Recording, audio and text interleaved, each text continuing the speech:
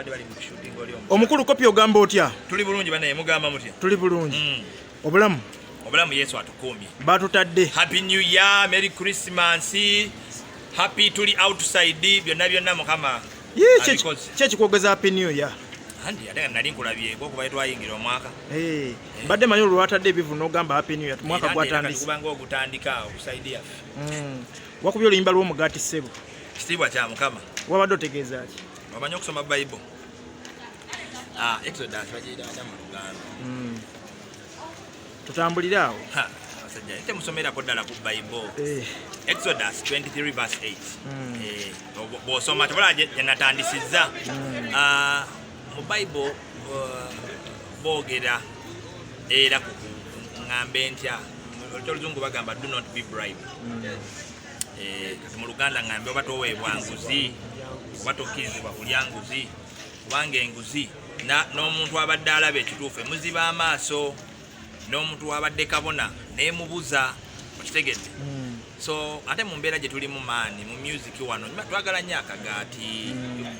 ke katubeezaawo tetulina nnyo kyetukola nnyo mu music temuli nnyo kasente kangi nnyo kati abantu abatuwa akagaati ate olumu bagenda ne bakola ki ne baŋŋambe bwe tukakkiriza ennyo omugaati si mu by'okulya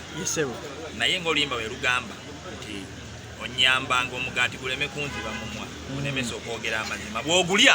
n'osobola ng'okyalina amaanyi okwogera amazima aya baasi naye mullo tosobola gulya amazima ne gasigala nga gavaayo eŋŋana ina engeri gyekwatira amazima bagenda okukubuuza gamba akakati actually nze ndabanga enewe kopi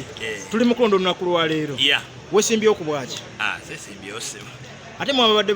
bakubakere nga mugamba gospel music teri bulungi bataddewo opportunity toze kwesimbawo yogera ng'otereeza by'ogamba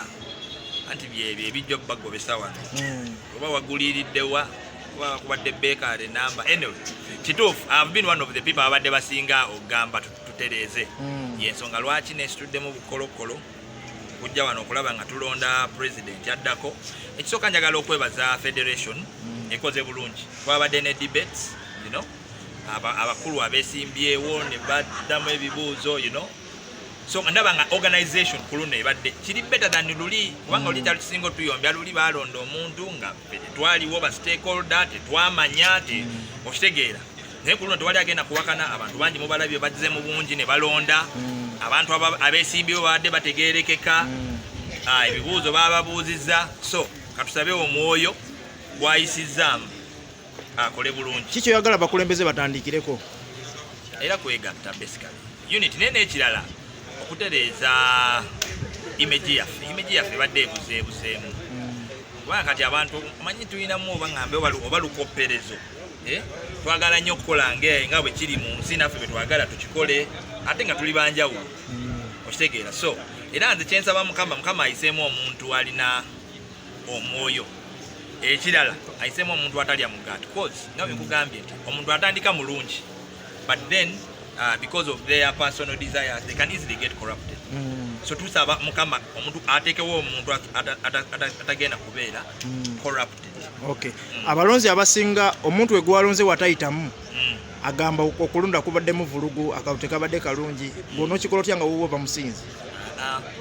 waliwo situation ezibeerawo nga naawe olaba kituufu tekubadde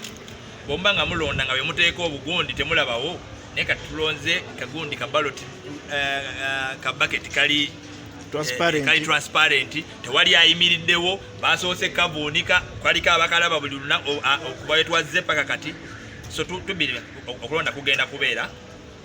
kuno sirowooza waliwo agenda owakana nti bakakuttemu tebakakuttemu kubanga kabadde in public kyetwebaza kati gambe twebaza federation ebadde egezezaako okukola transparency ng'osobola okwogera gw'obadde owagira kati awo njakubanjiza ennyo nyinza obutakyogera naye nga byekugambye twalabye debate buli omu alonze nga ye byasuubira byayagala bikolebwe nga tumaliriza Lanek abadde president wa gospel